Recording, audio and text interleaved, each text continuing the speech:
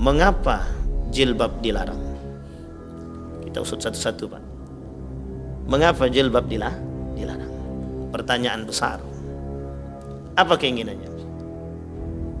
Yang berbicara demikian itu sudah mengatakan dalam video yang lain, agama musuh Pancasila. Ingat kalimat itu baik-baik. Ini yang disebut dalam dunia pemikiran, perang pemikiran yang disebut dengan sekulerisme. Memisahkan agama dari politik, pemerintahan, kehidupan, pendidikan, dan lain sebagainya. Sekulerisme itu tujuannya cuma satu, biar orang tidak berpegang teguh kepada agama. Ulama udah duduk manis saja. Doktrin masyarakat dengan keagamaan, tidak usah masuk dalam jadul politik. Sampai di sini paham? Makanya bahasa yang muncul apa? Kalau ulama masuk politik jadi setan. Ya Rab, itu bahasa yang merusak. Kenapa saya katakan bahasa itu merusak?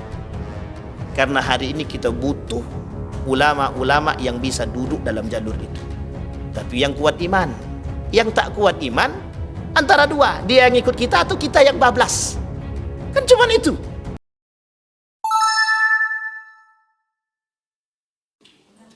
Assalamualaikum warahmatullahi wabarakatuh.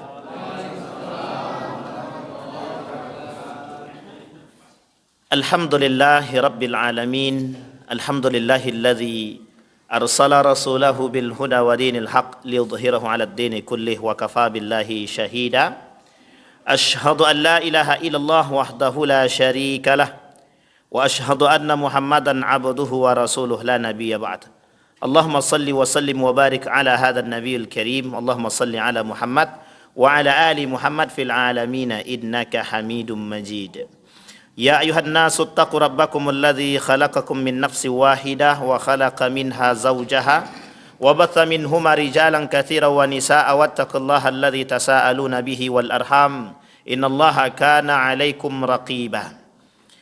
Puji syukur kehadirat Allah dengan selalu mengucapkan alhamdulillahi rabbil alamin, bersalawat kepada Nabi dengan mengucapkan Allahumma salli ala Muhammad wa ala ali Muhammad fil alamin innaka Hamidum Majid. Bapak Ibu sekalian yang berbahagia, mudah-mudahan Allah selalu limpahkan rahmat dan karunia-Nya kepada kita. Allah limpahkan keberkahan, Allah jadikan kita orang-orang yang istiqamah, keluarga yang sakinah, mawaddah warahmah, anak-anak yang saleh dan salehah yang selalu dalam ketaatan kepada Allah. Amin ya rabbal alamin. Yang paling berat adalah ketika kita harus istiqamah. Karena melakukan kebaikan itu mudah, istiqamah kebaikan ini yang paling sulit. Mudah-mudahan Allah tanamkan keistiqamahan. Amin ya rabbal alamin. Baik Bapak Ibu sekalian yang berbahagia, di malam hari ini kita akan coba sedikit ngaji spesial. Kajian kita hari ini adalah teologi permisif murji'ah namanya, atau ada kelompok yang disebut dengan murji'ah. Sebelum kita mengkaji murji'ah ini Bapak Ibu, saya ingin coba ajak Bapak Ibu untuk sedikit mengingat sejarah. Ini fakta sejarah. Dan ini perbincangan para ulama dari kalangan para ulama-ulama sejarah. Baik Ibnu Hisham At-Tabari dalam Tarikh At-Tabari, Ibnu Hisham dan lain sebagainya, Bidayah wa Nihayah, Ibnu Katsir dan lain sebagainya. Termasuk kajian-kajian sejarah seperti ini itu banyak diminati oleh kaum-kaum orientalis. Kenapa kaum orientalis menginginkan sejarah ini? Karena salah satu cara untuk memperbudak dunia adalah sejarah. Karena salah satu cara untuk menghancurkan satu peradaban melalui sejarah. Jadi pembutaan terhadap sejarah itu adalah jalan atau pembuka daripada kehancuran satu peradaban. Jadi sejarah itu jendela peradaban, itu betul. Sejarah adalah jendela peradaban. Jadi kalau orang pengen tahu peradaban itu baca sejarah. Harus tahu sejarah. Kalau tak tahu sejarah habis. Kalau dia tak tahu sejarah, mesti dia tidak tahu peradaban itu. Tidak akan mengenal secara lebih dalam. Murji'ah Bapak Ibu sekalian yang berbahagia berasal dari kalimat irja. Irja. Ini yang ingin kita angkat hari ini. Murji'ah itu adalah satu kelompok menyimpang pada masa Ali bin Abi Thalib. Jadi Bapak Ibu, kenapa saya tertarik mengkaji Murji'ah itu malam ini? Karena beberapa hari yang lalu saya mendapatkan, kalau bahasa lainnya, wejangan dari guru saya. Kata guru saya begini, hati-hati, yang bermunculan hari ini adalah teologi permisif Murji'ah. Saya artikan dulu permisif itu apa. Permisif itu dalam bahasa Indonesia artinya menggampangkan, meremehkan. Jadi peremehan, penggampangan, itu artinya permisif. Teologi itu keyakinan. Jadi keyakinan yang diremehkan, yang direndahkan, yang dikucilkan dan dianggap biasa. Kemudian Murji'ah. Apa teologi Murji'ah itu yang diremehkan dan yang direndahkan? Salah satu teologi Murji'ah itu kelak yang akan kita bahas adalah permasalahan dosa besar dan beberapa permasalahan yang lain. Dia tidak banyak, cuma ada beberapa poin saja. Baik, sekarang kita kaji secara sejarah dulu. Apa itu Murji'ah? Murji'ah itu kelompok yang muncul pada masa Ali bin Abi Thalib ketika terjadi perang antara Ali dan Muawiyah dalam perang Siffin. Masih ingat ya Bapak Ibu? Ini sudah kita ulang.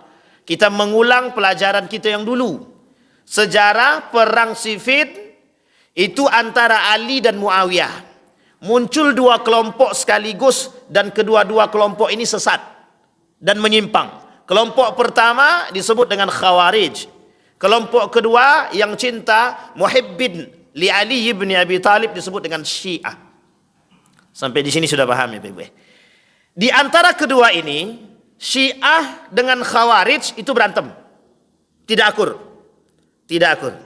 Di tengah-tengah ketidakakuran tersebut ditambah dengan kasusnya Ali bin Abi Thalib dengan Muawiyah, pada kasus yang lain tahkim, arbitrase, muncul kelompok yang ingin menjadi penengah di antara kedua tersebut, yang disebut atau yang dikenal dengan irja atau Murji'ah. Jadi tiga kelompok sekaligus muncul pada masa waktu yang bersamaan. Yang pertama Khawarij, yang kedua Murji'ah, yang ketiga Syiah. Sekarang saya tanya Bapak Ibu, Syiah di Indonesia banyak? Banyak. Khawarij banyak?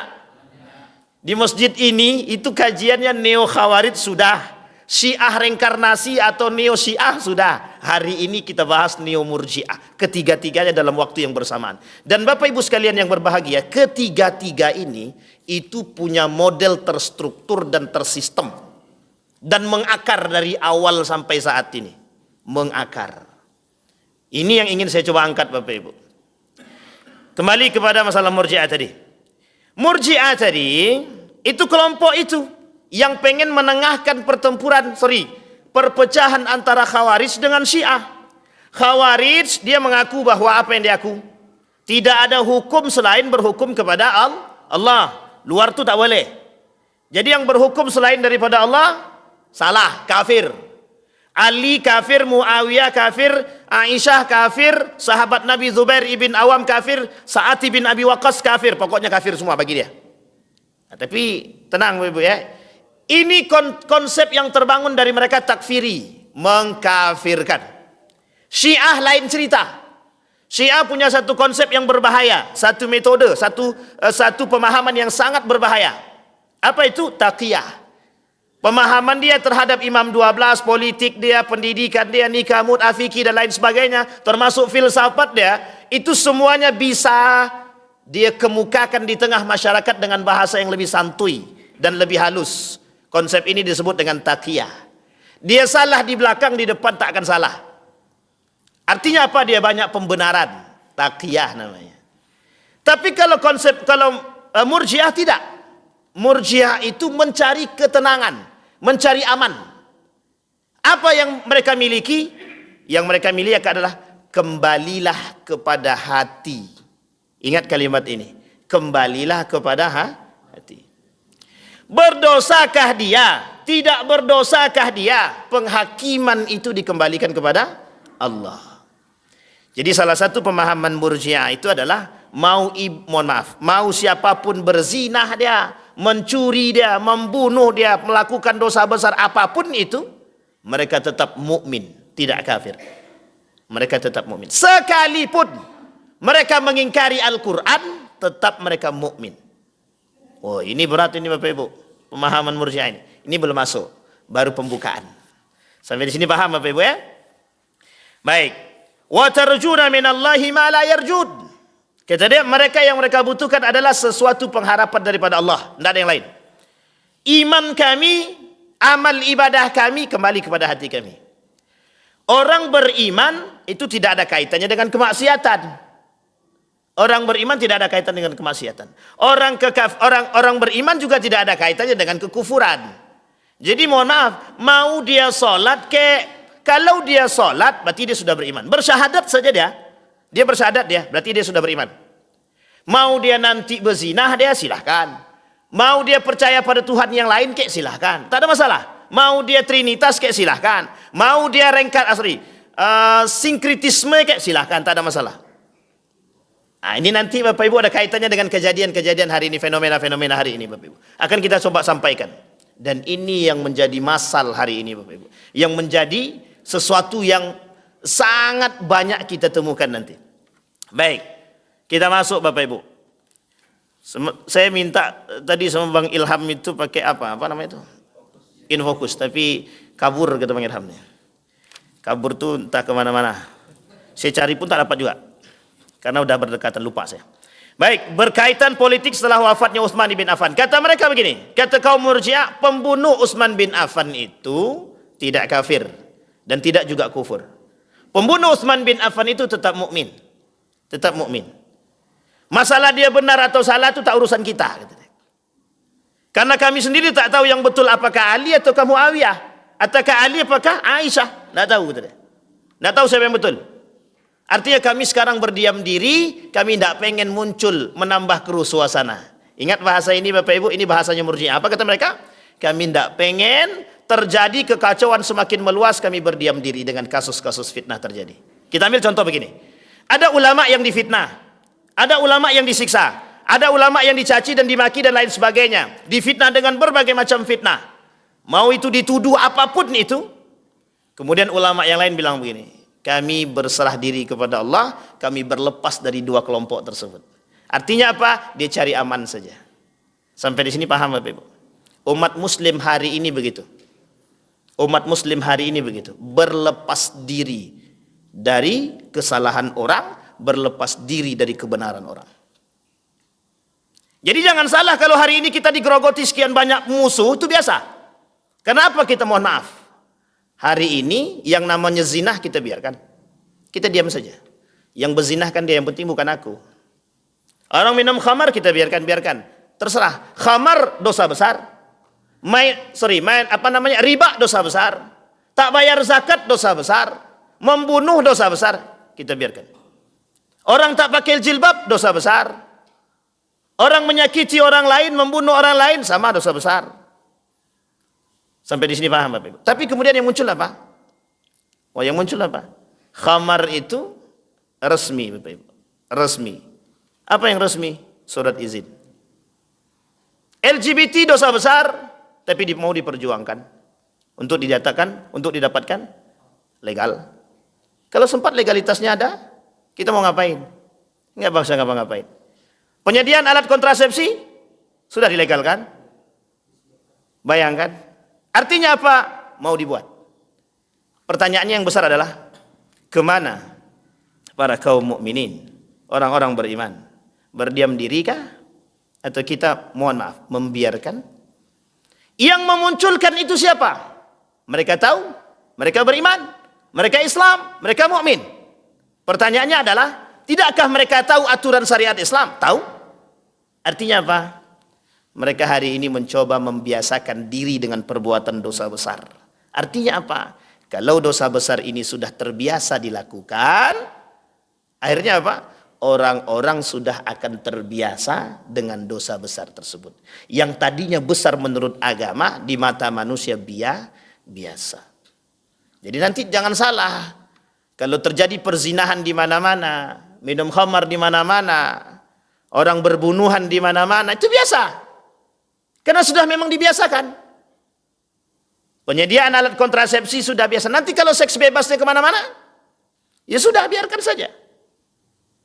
Artinya kita hari ini dituntut untuk, mohon maaf, meredupkan perhatian. You tidak usah ikut campur, ini urusan kami. You, gua. Begitulah modelnya. Baik, sampai di sini paham Bapak Ibu? Baik. Lahirlah sekelompok orang mukmin yang berusaha menjauhkan diri dan tidak ingin mencampuri persoalan orang lain dalam konteks agama. Ini keinginan kelompok Murji'ah. Jadi ketika terjadi masalah pembunuhan Utsman ibn Affan, apa kata mereka? Kata orang-orang yang berada di dalam kelompok Murji'ah, kata mereka, kami berlepas diri dari Ali dan kami berlepas diri dari Muawiyah. Kami serahkan pembunuhnya seutuhnya kepada Allah. Artinya apa? Sampai hari ini Bapak Ibu, itu pembunuh Utsman bin Affan tidak tahu. Muawiyah menyalahkan Ali, Ali menyalahkan Muawiyah. Terjadi perperangan, 45.000 dari Muawiyah, 25.000 dari Ali bin Abi Thalib. Singkat cerita Bapak Ibu, yang ingin kita angkat adalah bagaimana kondisi para sahabat Nabi ketika itu. Sebagian di antara mereka berlepas diri dari dua kelompok tersebut. Karena bingung Bapak Ibu, mau menyatukannya bagaimana? Fa aslihu baina akhawaikum, kata Allah, damaikan. Bukan kita berlepas diri, tapi kita harus mendamaikan. Hari ini mohon maaf Bapak Ibu, satu ulama dengan ulama yang lain berantem dalam satu ruang lingkup. Ruang lingkupnya, bahkan mohon maaf, sampai harus yang tidak layak lah, caci maki ulama dengan ulama yang lain. Datang ulama yang lain. Harusnya ulama yang lain ini tujuannya mendamaikan. Itu tujuan kita Majelis Ulama Indonesia, untuk mendamaikan kelompok-kelompok yang berantem, yang berkelahi. Yang berkelahi itu mukmin, ulama, alim, saleh. Kalaulah mohon maaf para ulamanya berantem, kira-kira jamaahnya ngapain? Nonton. Tuh, harus begitu. Iya. Panutan kami ulama, alim. Tapi kalau alim kami, ini yang menjadi masalah kita hari ini Bapak Ibu. Yang menjadi masalah kita hari ini. Baik, tidak diketahui siapa sebenarnya pendiri atau tokoh utama aliran ini. Betul. Tokoh utamanya sampai hari ini tidak diketahui. Tetapi sebagian para ulama mengatakan ada yang terlibat dalam hal-hal demikian. Beberapa di antara mereka adalah sahabat-sahabat Nabi juga. Tetapi di sini Bapak Ibu sekalian yang berbahagia, salah satu di antara kelompok-kelompok Murji'ah itu, dan tidak Murji'ah banyak baginya. Ada secara garis besar terbagi dua. Satu Murji'ah yang disebut dengan sunnah, yang kedua disebut dengan Murji'ah yang memang layak dipanggil Murji'ah. Nah, sahabat-sahabat Nabi yang tergolong dalam berlepas diri daripada kejadian Utsman bin Affan, Ali bin Abi Thalib itu dan Muawiyah, mereka disebut dengan Murji'ah sunnah. Artinya mereka tetap berlepas diri, tidak mau terjadi fitnah yang terlalu lebar, tapi kemudian mereka tetap mendoakan di kedua belah pihak saling berbaikan dan berdamai. Ini tidak masuk dalam konteks Murji'ah yang sesat, yang aliran menyimpang. Nah, yang kedua inilah Murji'ah yang layak dipanggil Murji'ah, itu adalah Murji'ah yang tersebut. Yang kedua ini. Mereka adalah orang-orang Murji'ah yang satu sisi berlepas diri daripada Islam, berlepas diri daripada kasus-kasus perpecahan yang terjadi pada masa sahabat ketika itu, tetapi di balik itu ada unsur yang lain yang mereka angkat. Nah, nanti Bapak Ibu akan kita lihat teologinya Bapak Ibu. Baik, perkataan Murji'ah memberikan pengertian menangguhkan hukuman perbuatan seseorang sampai di hadapan Tuhan. Ini yang tadi saya sampaikan, kalau ada pelaku dosa besar kita tak boleh menghakimi dia kafir atau kufur. Misal. Ada orang musyrik, orang dia menyembah selain daripada Allah. Dia Islam, tapi dia tak menyembah selain daripada Allah. Dia menyembah juga selain daripada Allah. Jadi dua yang besar. Itu harusnya musyrik. Itu bisa dihukumi kufur. Tapi kata kaum Murji'ah tidak. Itu tetap beriman. Yang penting dia bersyahadat. Asyhadu an la ilaha illallah wa asyhadu anna Muhammadar Rasulullah. Mau batal ke syahadat dia atau tidak, tetap dia masih beriman asal sudah bersyahadat. Nah, ini agak berat nih Bapak Ibu. Kita coba lihat Bapak Ibu. Memberikan pengharapan bagi orang yang melakukan dosa besar tidak dihukumi kafir, masih mempunyai harapan pengampunan. Betul.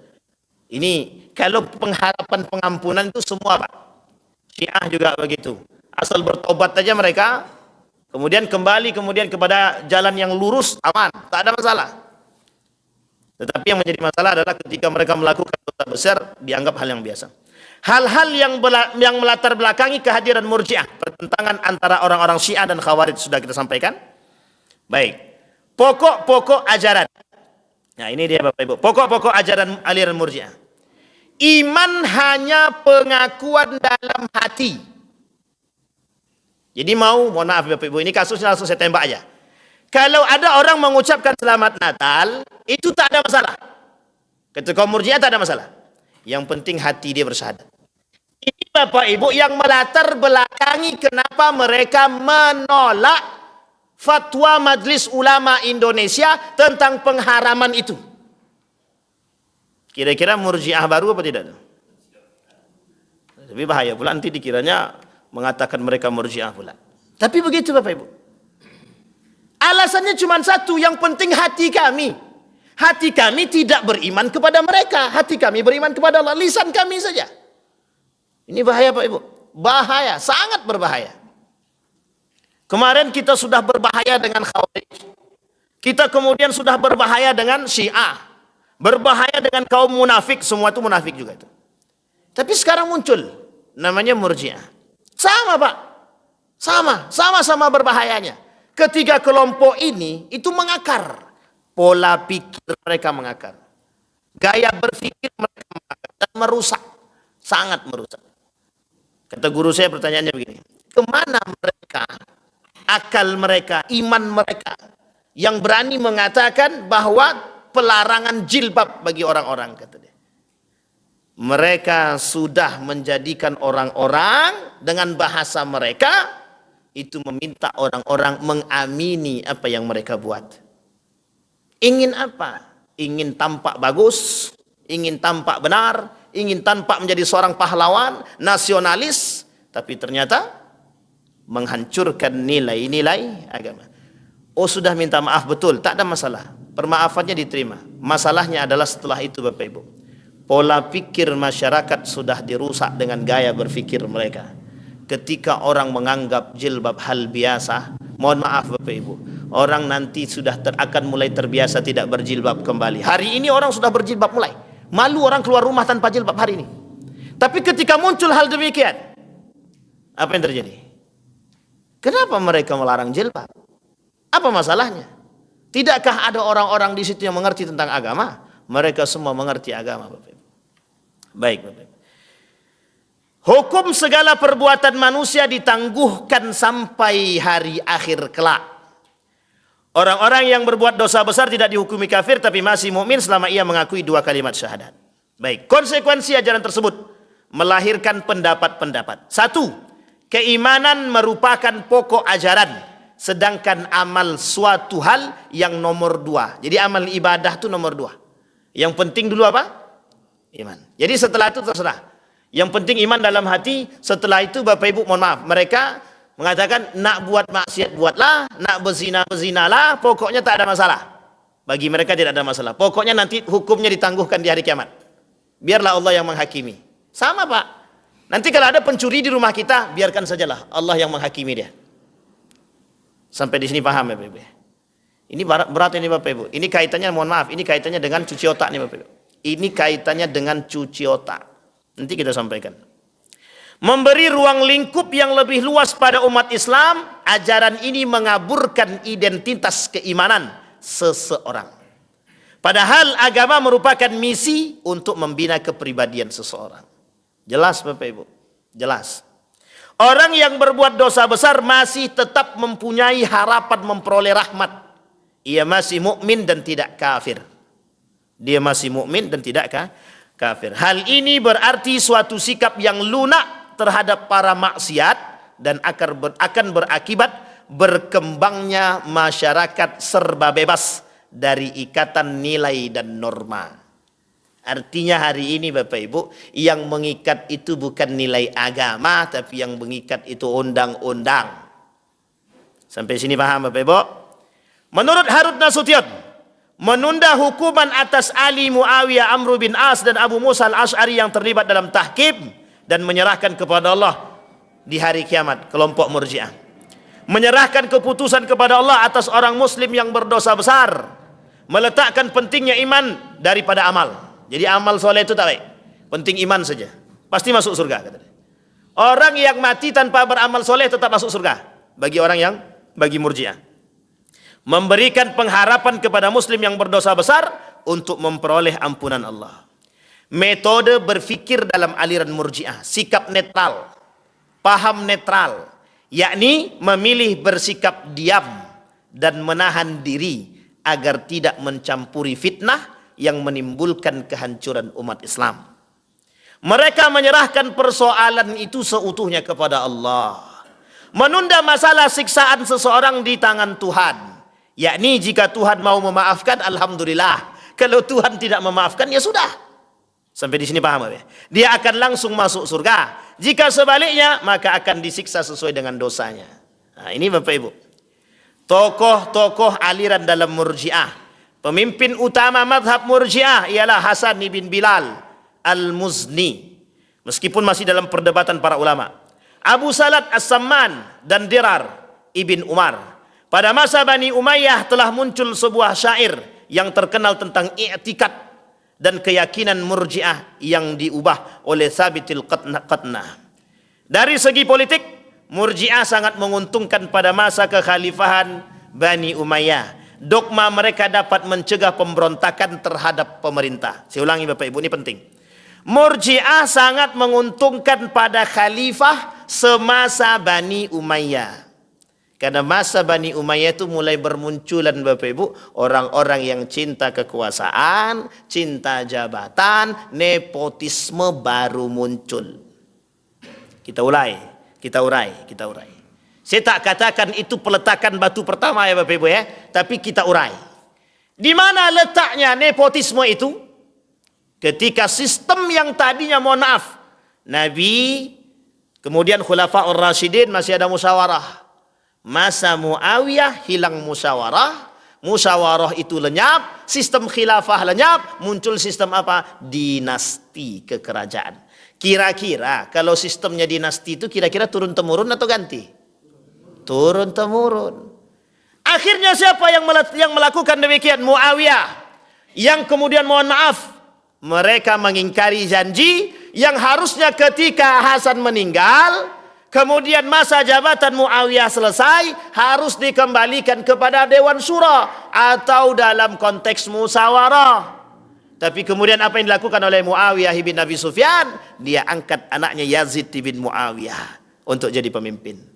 Dinasti ini itu bermula melakukan sistem kerajaan. Sampai di sini paham Bapak Ibu? Baik. Kenapa kok menguntungkan? Ya sangat menguntungkan. Kaum Murji'ah ketika itu, mohon maaf, mereka masuk ke dalam kelompok-kelompok tersebut, pemerintahan. Hari ini begitu Bapak Ibu. Hari ini begitu. Orang-orang yang mohon maaf acuh dengan agama, tapi mereka mencari keuntungan dari agama. Mereka jual agama sebagai, mohon maaf, tameng diri mereka. Ketika mereka masuk ke dalam aturan pemerintahan, bisakah gigi mereka berbicara? Pertanyaannya adalah, bisakah mereka mengharamkan khamar? Bisakah mereka mengharamkan riba? Bisakah mereka mengharamkan nikah beda agama? Bisakah mereka mengharamkan child free? Bisakah mereka mengharamkan pelarangan jilbab? Bisakah mereka mengharamkan perzinahan? Bisakah mereka mengatakan orang-orang yang tidak membayar zakat bisa keluar iman, batal syahadat? Tidak bisa Pak. Tidak bisa. Bisakah mereka mengatakan suap itu haram? Tidak bisa. Sulit Pak. Sulit. Karena apa? Pemahaman kaum Murji'ah cuma satu. Orang yang melakukan dosa besar itu ditangguhkan di hari kiamat kepada Allah. Jadi apa? Mau selaras antara iman dengan perbuatan atau tidak, itu tak urusan. Mau yang penting aku sholat, yang penting aku iman, yang penting aku syahadat. Mau nanti mereka umat muslim mau ada yang berzinah dia, mencuri dia, mau suap dia, mau korupsi dia, silahkan, tak ada masalah. Sampai di sini paham Bapak Ibu. Makanya mohon maaf Bapak Ibu, hari ini permasalahan suap dan korupsi, ada yang berani mengatakan haram. Dari mereka yang sudah tergabung? Tidak ada. Kenapa? Pelaku. Karena nanti kalaupun salah kami kan tinggal taubat. Artinya wujud dari peremehan daripada sebuah syariat Islam. Ini yang berat Bapak Ibu. Beratnya itu di situ. Akhirnya apa? Mohon maaf, masyarakat tercuci otaknya dengan begitu. Kata Ustadz itu begitu, tidak ada masalah. Yang penting kan iman itu kepada hati kami masing-masing. Hari ini begitu Pak, hari ini begitu. Kami mengucapkan selamat Natal itu cuma di lisan Ustaz, di hati kami tidak. Hati kami tetap beriman kepada Allah. Na'udzubillahi min dzalik. Kita usut satu-satu. Mengapa jilbab dilarang? Kita usut satu-satu Pak. Mengapa jilbab dilarang? Pertanyaan besar. Apa keinginannya? Yang berbicara demikian itu sudah mengatakan dalam video yang lain, agama musuh Pancasila. Ingat kalimat itu baik-baik. Ini yang disebut dalam dunia pemikiran, perang pemikiran yang disebut dengan sekulerisme. Memisahkan agama dari politik, pemerintahan, kehidupan, pendidikan dan lain sebagainya. Sekulerisme itu tujuannya cuma satu, biar orang tidak berpegang teguh kepada agama. Ulama udah duduk manis saja. Doktrin masyarakat dengan keagamaan, tidak usah masuk dalam jadul politik. Sampai di sini paham? Makanya bahasa yang muncul apa? Kalau ulama masuk politik jadi setan. Ya Rab, itu bahasa yang merusak. Kenapa saya katakan bahasa itu merusak? Karena hari ini kita butuh ulama-ulama yang bisa duduk dalam jalur itu. Tapi yang kuat iman, yang tak kuat iman, antara dua, dia yang ikut kita atau kita yang bablas. Kan cuma itu. Kalau kita tak kuat iman, bablas. Kalau kita kuat iman, lurus Pak. Kalau enggak, mohon maaf, goyang. Tak perlu saya sebut contohnya, Bapak Ibu sudah lihat. Ada yang jadi cuma duduk saja, enggak ngapa-ngapain, enggak bisa berbicara. Mohon maaf Bapak Ibu. Alim, Majelis Ulama Indonesia, seorang alim. Tapi mengapa? Apa perannya? Itu pertanyaan kita hari ini Bapak Ibu. Tetapi kalau ulama tidak masuk ke dalam jalur politik, mohon maaf, makin hancur. Jadi cara kita melawan masuk. Makanya hari ini mohon maaf Bapak Ibu, kalau ulama berbicara politik dicurigai. Jangan curigai. Kami punya hak untuk menyampaikan norma-norma yang terkandung dalam agama, dalam jalur politik. Wajib kami sampaikan. Orang berpolitik silahkan, tapi punya nilai. Orang beragama silahkan, tapi ada aturan nilai. Orang berpendidikan silahkan, tapi ada aturan nilai. Politik yang benar, menjadi pemimpin yang benar, menjadi sekretaris yang benar, menjadi bendahara yang benar, menjadi kesra juga yang harus yang benar. Apapun itu, tak ada salah, tak. Islam tak pernah melarang. Siapapun mau jadi apapun silakan. Yang diinginkan oleh Islam cuma satu. Bagaimana nilai-nilai agama kalian pakai dalam kehidupan. Itu yang diinginkan oleh Islam. Yang terjadi hari ini begitu. Kenapa tak berbicara? Diam. Kita mendesak daripada Majelis Ulama Indonesia. Kita mendesak. Agar apa? Perhatikan betul. Perhatikan betul. Kemarin kebetulan Majelis Ulama Indonesia Pusat berkomentar tentang hal demikian. Kalau mereka tetap disuruh untuk lepas jilbab, pulang. Kan begitu. Itu artinya apa? Mohon maaf Bapak Ibu. Itu komitmen yang tertampung dalam seorang muslim. Itu wajib berkomitmen kepada Allah. Wajib. Apa komitmen kita? Kita ni Bapak Ibu mukallaf. Dibebani dengan syariat. Kita ni Islam. Mau kita bersyahadat, berarti kita masuk ke dalam Islam. Kalau sudah kita bersyahadat, sudah masuk dalam Islam, mau tidak mau aturan itu terbebani kepada kita, kecuali tak punya akal. Kalau kita tak mau terbebani, jangan masuk Islam, keluar. Kan tak mungkin pula kita suruh dia keluar. Sampai di sini paham Bapak Ibu? Begitu Bapak Ibu. Aturan mainnya begitu. Kita masuk ke dalam, mohon maaf, kita jadi PNS saja, kita harus siap dengan aturan. Apalagi masuk agama. Lu kita kok tak siap dengan aturan agama itu gimana? Agama kata jilbab ini syariat. Agama kata bermain dengan riba itu haram. Tapi mohon maaf, kita tak mau bermain. Kita tak mau tahu. Riba jalan terus. Tidak pakai jilbab, celana pendek. Sampai di sini paham Bapak Ibu? Baik. Perpecahan dan perbedaan pendapat. Murji'ah yang moderat antara lain Hasan ibn Muhammad ibn Ali ibn Abi Talib. Antara lain berpendapat walau bagaimanapun besar dosanya, kemungkinan pengampunan Tuhan masih ada betul. Sekalipun orang-orang itu melakukan dosa besar, Bapak Ibu, tetap kalau dia bertobat kepada Allah, mesti Allah ampunkan. Ini yang disebut dengan murji'ah sunnah tadi. Dan yang ekstrim antara lain adalah berpendapat sekalipun orang menyatakan dirinya musyrik, maka ia tidak dihukumi kafir. Nah, ini yang paling berbahaya. Yang paling berbahaya begitu. Ada orang yang mengingkari sunnah Nabi. Ada orang yang mengingkari syariat Islam. Pertanyaannya adalah apa hukumnya bagi mereka yang mengingkari? Harusnya kufur. Harusnya kufur. Orang yang mengingkari ayat Al-Quran hukumnya apa? Kufur. Kita pernah katakan di masjid ini Bapak Ibu. Cerita di dalam Al-Quran itu benar apa salah? Kalau begitu kan aman semua, pasti jawabannya benar. Tapi kira-kira kalau jawabannya cerita di dalam Al-Quran itu bukan masalah benar atau salahnya, yang penting bagaimana mengambil hikmahnya. Betul apa salah? Ragu balik kan? Cerita di dalam Al-Quran bukan permasalahan betul atau salahnya, tapi bagaimana cara kita memetik hikmahnya. Betul apa salah? Salah Pak. Kalau begitu mesti ragu orang. Tapi kalau kita katakan benar atau salah cerita dalam Al-Quran, mesti jawabannya semuanya betul. Bahasa yang dipakai oleh mereka adalah yang nomor dua. Bukan permasalahan benar cerita di dalam Al-Quran, tapi bagaimana cara kita mengambil hikmah di dalam Al-Quran. Itu bahasa sesat. Tapi bahasanya halus. Begitu cara mereka untuk mengingkari ayat-ayat Al-Quran. Kalau mereka katakan cerita dalam Al-Quran salah, frontal betul mereka menolak Al-Quran. Tapi kalau bahasa yang dengan yang tadi, halus atau tak halus? Kita pun tertipu. Iya juga ya. Gitu. Maling kundang, ada enggak peninggalannya? Bapak Ibu, ada enggak peninggalan maling kundang? Tangkuban perahu, ada tak peninggalannya? Dongeng itu saja bisa mereka percaya. Itu dongeng. Pertanyaannya adalah Nabi Adam ada enggak peninggalannya? Ada Pak, di Jeddah itu sepeda besar. Itu bukan tuh replika. Ada Pak, ada apa namanya itu panci besar kata dia. Sebesar itulah yang umat zaman dulu. Itu replika. Enggak ada peninggalannya.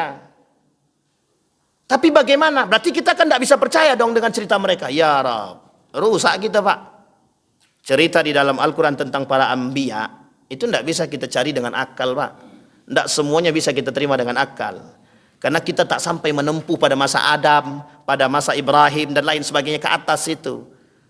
Itu sulit untuk kita. Nabi Syed, apa kita tahu? Tahu pun tidak. Cerita Nabi Syed aja kita tak tahu kadang-kadang. Dan saya yakin tidak semua kita tahu tentang cerita Nabi Syed. Artinya apa Bapak Ibu sekalian yang berbahagia? Cara mereka merusak pola pikir kita begitu Bapak Ibu. Hari ini kita dibuat begitu. Dibuat linglung. Maka muncul kelompok ketika itu disebut dengan syakkak namanya. Syakkak. Artinya apa? Kelompok yang ragu-ragu dengan nilai agama. Nah, coba bayangkan. Yang diinginkan oleh mereka itu. Kelompok Yahudi pengennya kita ini ragu dengan agama Islam.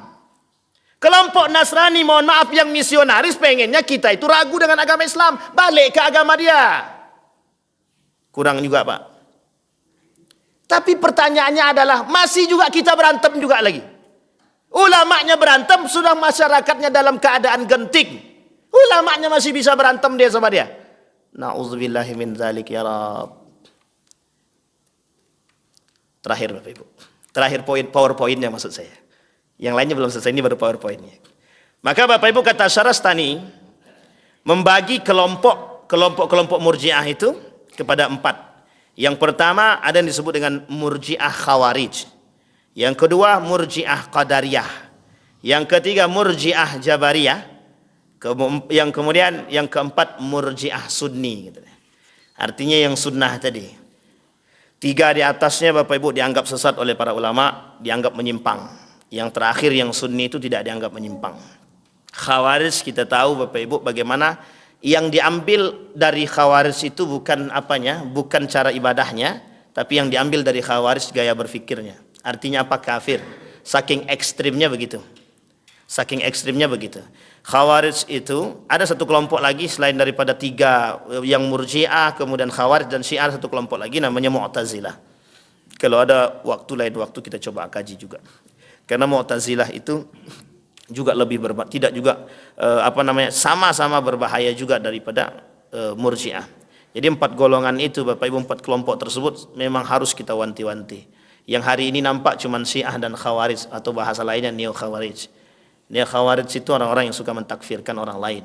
Dan itu mohon maaf Bapak Ibu, biayanya besar, dananya besar. Syiah juga sama, dananya besar. Mereka punya dana. Masalahnya Murji'ah yang tak punya dana. Murji'ah ini nggak punya dana, maka salah satu caranya adalah cari dana. Bagaimana cara cari dananya? Gabung.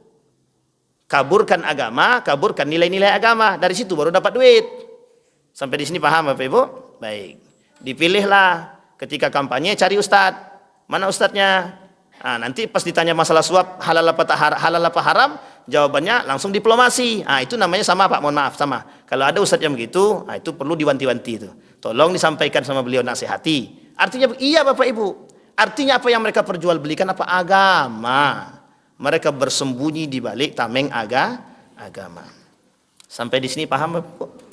Nah, sekarang kita kuliti Bapak Ibu.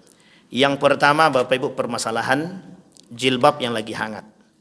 Apa tujuan mereka melarang jilbab?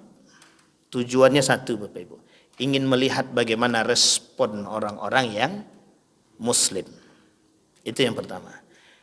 Yang harus Bapak Ibu ingat adalah itu permainan.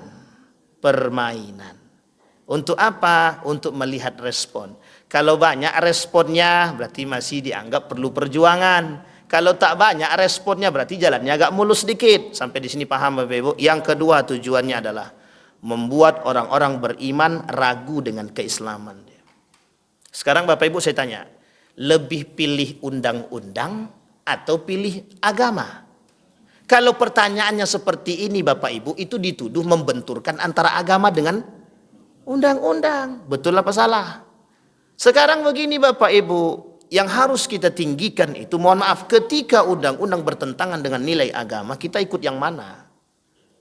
Kita ikut yang mana? Saya tanya Bapak Ibu, harus jawab, harus berani jawab. Ketika undang-undang bertentangan dengan nilai agama, kira-kira kita ikut yang mana? Kita harus ikut agama. Agama tak mungkin bertentangan dengan akal.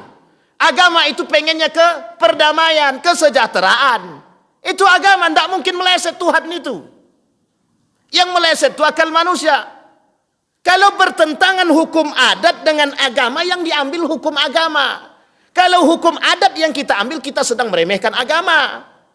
Kalau hukum undang-undang lebih tinggi daripada hukum agama, mohon maaf, kira-kira salahkah atau tak salahkah? Kalau hukum undang-undang melegalkan, mohon maaf, nikah beda agama, kira-kira agama melarang apa? Kalau kita ikut hukum undang-undang, mohon maaf, kita salah Pak. Dalam agama kita, itu hukum nikah beda agama sudah haram. Tapi jangan kemudian bermunculan orang-orang yang mengatakan hukum nikah beda agama itu masih debatable, perdebatan para ulama. Pertanyaan kita adalah, orang yang mohon maaf ketika disampaikan permasalahan perdebatan jadi ragu apa tidak? Nabung di bank konvensional itu tidak haram tuh dong. Bunga bank itu biasa, kira-kira ragu enggak? Muncul ulama yang mengatakan bunga bank itu tidak haram. Majelis Ulama Indonesia fatwanya jelas mengatakan haram. Tapi muncul orang-orang, mohon maaf, yang ingin melegalkan riba. Coba bayangkan Pak, pengaruh tulisan. Ketika dipajang di mana itu? Daerah mana? Hang Tuah itu. Apa namanya itu? Riba, tapi ya kemudian ada gambar api menyala, ada ancaman Allah dengan ayat Al-Quran begitu kan. Itu saja udah banyak yang takut Pak. Banyak yang takut. Apa kata mereka? Apa kata beliau? Ada salah seorang pemuka itu tanya sama bank konvensional itu, wah banyak orang yang narik uangnya dari bank Pak katanya. Takut mereka katanya. Itu cuma gambar saja itu. Kayaknya gambar lebih berdampak daripada ceramah gitu. Jadi besok lain kali yang tidak bayar zakat, rumah habis, hangus, bangkrut begitu. Oke, kira-kira orang kayaknya bayar zakat semua itu. Nah, hari ini kan begitu. Kenapa umat muslim lemah? Katanya bahasanya, kenapa umat muslim lemah hari ini? Karena ekonominya lemah. Kenapa ekonominya lemah? Karena orang tak beriman, kata dia. Pertanyaannya adalah, siapa yang membuat kita tak beriman? Diri kita sendiri. Apa penyebabnya? Hubud dunia, cinta dunia, kata dia. Maka kata Zainuddin MZ itu, penyakit umat muslim sekarang itu satu, kuman. Dia ada 3. Kudis, kurap, kutil. Terakhir kuman, kata dia. Penyebabnya, kata dia. Kudis itu kurang disiplin. Kurap itu kurang rapi. Kutil itu kurang teliti. Penyebab ketiga itu cuma satu katanya, kuman, kurang iman katanya. Memang betul kalau gitu. Orang udah cinta dunia susah, orang udah cinta jabatan susah. Apapun bisa mereka legalkan. Yashtaruna bi ayati samanan qalila. Ini yang kemudian kita ulang-ulang terus kalimat ini. Yashtaruna bi ayati samanan qalila. Mereka jadikan agama itu untuk ajang cari duit, ajang cari keuntungan. Tidak ada, Pak. Murji'ah itu mengajarkan kepada kita dari paham teologinya kita sudah paham. Membuat orang dengan dosa besar itu tidak takut, itu saja. Hari ini orang nggak takut dosa besar, Pak. Mau berzina gimana pun orang nggak takut. Mau membunuh orang nggak takut orang hari ini. Bayangkan, buktikan saking tidak takutnya mereka, mohon maaf, saking tidak takutnya mereka dengan azab Allah, mereka larang pakai jilbab. Itu takut apa tidak? Nggak takut dia dengan Allah. Kalau dengan Allah saja dia tak takut, apalagi dengan? Tapi dengan penguasa takut. Jelas, daripada dicopot. Coba bayangkan. Dia takut dengan penguasa. Karena penguasa memberikan jabatan. Allah tak kasih apa-apa. Padahal dia tak tahu. Kalau bukan karena Allah pun tak dapat. Itu yang masalah kita hari ini, Pak. Orang berzina, biarkan. Prostitusi online. Bapak Ibu mohon maaf saya sampaikan. Internet permasalahan video porno. Itu sudah dikaburkan. Sudah diblokir. Itu yang diblokir itu yang tidak ditonton. Yang ditonton, cobalah. Mereka blokir tapi mereka kasih kunci untuk buka. Itu kata guru. Ini kawan saya, Pak. Mohon maaf. Ada salah satu mahasiswa UGM itu yang mengambil jurusan teknik itu, teknik informatika kalau saya tak salah itu. Beliau sampaikan. Memang diblokir kata dia. Tapi yang tidak diblokir dibagi kunci kata dia. Atau diblokir tapi dikasih kunci. Artinya apa? Bisa buka itu. Artinya masih bisa diakses. Coba bayangkan Bapak Ibu. Prostitusi doli ditutup. Di semua tempat ditutup. Yang dibuka apa? Online. Masa tidak bisa menutup itu? Prostitusi online di mana-mana ada. Nah, coba bayangkan Bapak Ibu. Maka yang terkenal itu memang ayam kampus gitu ya kan. Cari ayam kampus. Sampai di sini paham Bapak Ibu. Orang tak takut lagi dengan zina. Tapi begitukah? Ya, kata Nabi, begitu di akhir zaman orang-orang sudah mulai, orang-orang akan menampakkan perzinahan itu di depan umum. Orang tidak ragu lagi. Ciuman depan umum itu biasa. Ciuman, pelukan gitu. Memang tidak berhubungan badan, tapi lebih daripada itu yang lain mereka buat. Di dunia Eropa sudah biasa hal begitu. Nah, itu yang mau mereka bawa ke sini. Jadi yang di Eropa itu mau dibawa ke sini biar tahu orang kebebasan berpikir itu. Biar orang tahu kebebasan dalam bergerak itu. Jadi akhirnya apa? Mereka bebas melakukan hal-hal yang mereka, mohon maaf, keluar daripada jalur syariat Islam. Itu yang pertama. Yang kedua Bapak Ibu, ketersediaan alat kontrasepsi, SKPP. Mohon maaf Bapak Ibu, kita ingin mengatakan kepada kita semua, tolong Bapak Ibu perhatikan baik-baik. Baca betul-betul. Ini menjadi masalah bagi kita hari ini Bapak Ibu. Apa masalahnya? Sedang yang tidak di SK-kan saja, orang jual beli alat kontrasepsi bebas. Mohon maaf, Bapak Ibu datang ke Indomaret dan Alfamart. Ada anak jualan, terlalu frugal pula kalau tapi tak apalah. Alat kontrasepsi kan gitu. Dijual nggak tuh? Bukan dijual lagi di pejeng. Suatu ketika, mohon maaf Bapak Ibu, saya pergi dengan anak-anak. Itu masih ingat betul, saya masuk dalam itu. Kemudian ada anak-anak ikut dari belakang. Tapi bukan anak-anak saya, orang-orang lain masuk. Apa dia kata sama bapak ibunya? Bu, saya mau beli permen itu, kata dia. Astagfirullah, saya diam saja. Malu nak jawab. Tapi kemudian orang tuanya paham, itu bukan permen nak, kata dia. Cuma tak dilanjutkan. Jangan lagi cari yang permen yang lain aja, kata bapak ibu. Coba bayangkan bapak ibu. Itu ya Allah ya Rabbi. Saya sudah katakan bapak ibu. Ini tolong kalau memang abang takut dipotong bang. Ini jujur aja. Saya merasakan itu bapak ibu. Ketika kami di Yogyakarta, itu sudah ada promosi kondom itu Bapak Ibu. Sudah ada di kampus-kampus. Itu sudah ada.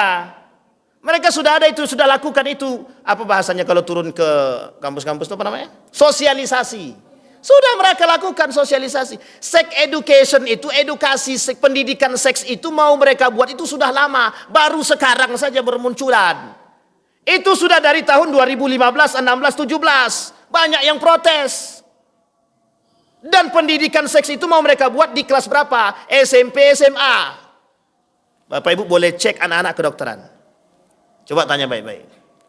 Bagaimana beratnya menahan hawa nafsu itu ketika, mohon maaf, pelajarannya tentang reproduksi. Berat Bapak Ibu.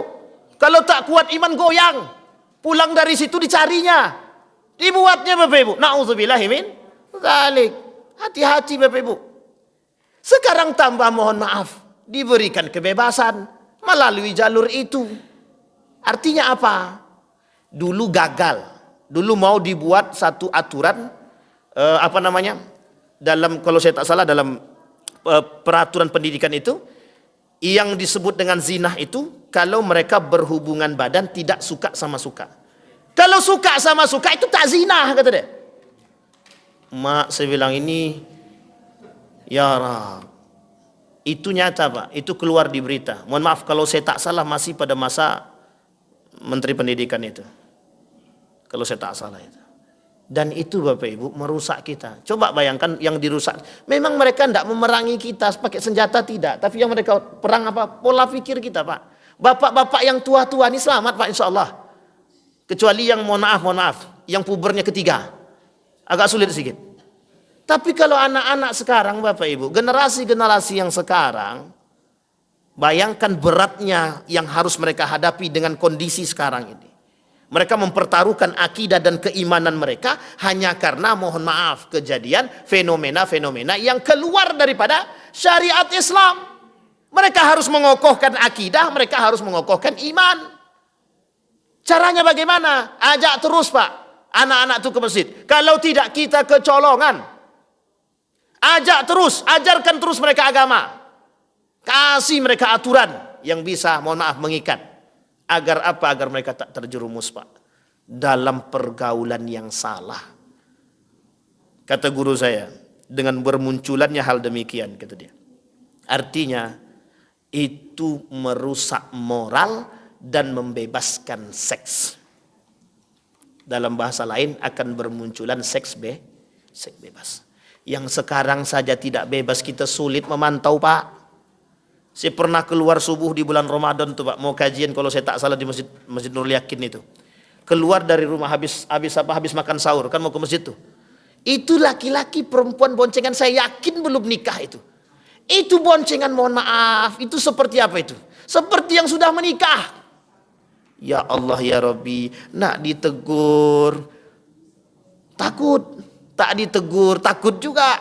Akhirnya kita tegur Pak. Kita tegur dengan baik-baik. Ketika sudah dekat dengan masjid baru kita tegur.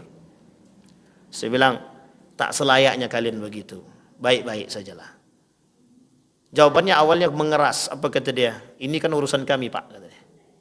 Anak muda berbicara dengan yang lebih tua begitu. Ini kan urusan kami, kata dia. Bukan urusan bapak. Memang lembut sih, tapi sebenarnya gemetar juga badan dibuatnya. Paham maksud saya Bapak Ibu ya? Artinya begitu Bapak Ibu. Saya berharap kepada kita semua Bapak Ibu memperhatikan hal demikian. Murji'ah itu meremehkan dosa besar, menangguhkan para pelakunya kepada Allah. Mohon maaf Bapak Ibu, secara tersirat, secara makna mungkin dianggap orang benar, tapi itu salah Bapak Ibu. Salah. Dosa besar itu bisa dihakimi kafir ataupun kufur pelakunya. Orang yang melakukan dosa besar, kata Imam Al-Baihaqi, bisa terjerumus dalam kekufuran, terutama permasalahan syirik, terutama masalah menduakan Tuhan, terutama masalah dengan orang-orang yang mohon maaf tidak mengakui keberadaan Allah. Mereka tak percaya dengan rukun iman, mereka tak percaya dengan rukun Islam, tapi mereka bersyahadat. Na'udzubillahi min dzalik. Saya kira itu saja Bapak Ibu, mudah-mudahan ada manfaatnya bagi kita semua. Mudah-mudahan dengan apa yang kita sampaikan ini kita bisa semakin cerah dan terang. Nanti kalau ada fenomena-fenomena yang lain tidak usah kaget. Dan itu sudah menjadi sebuah proyek. Sampai di sini paham Bapak Ibu? Saya kira itu saja, mudah-mudahan bermanfaat bagi kita semua. Fa'tabiru ya ulil absar la'allakum tuflihun. Assalamualaikum warahmatullahi wabarakatuh.